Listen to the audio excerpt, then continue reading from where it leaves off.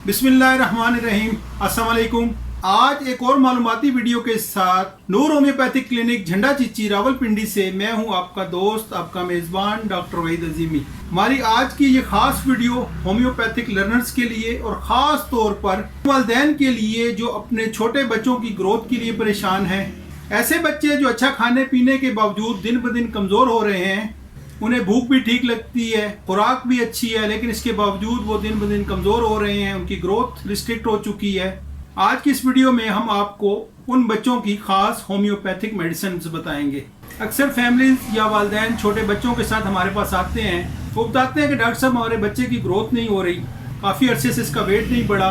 पूछने पर बताते हैं कि डॉक्टर साहब इनकी भूख बहुत अच्छी है, ये तीनों टाइम भरपूर खाना खाते हैं, इसके अलावा भी दीगर कुछ ना कुछ खाते रहते हैं, हम इन्हें बहुत अच्छी खुराक देते हैं, दूध दही का इस्तेमाल करवाते हैं, फल फ्रूट भी इस्तेमाल करवाते हैं, लेकिन इसके बावजूद भी इनकी ग्रोथ नहीं हो रही, बल्कि ये दिन ब दिन कमज़ोर होते जा रहे हैं। तो ऐसे बच्चों को होम्योपैथिक मेडिसिन के इस ग्रुप में ज़रूर देख लिया कीजिए और अलामात और ज़रूरत के मुताबिक आप इनको ये अद्वियात इस्तेमाल करवा सकते हैं।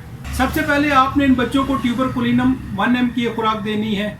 उसके बाद एब्राटेनम, आयोडम, सैनिक्यूला, इन मेडिसिन में से कोई भी एक मेडिसिन ज़रूरत के मुताबिक, अलामात के मुताबिक आपने 200 या 30 पोटेंसी में मुनासिब वक्फों के साथ इस्तेमाल करवानी है।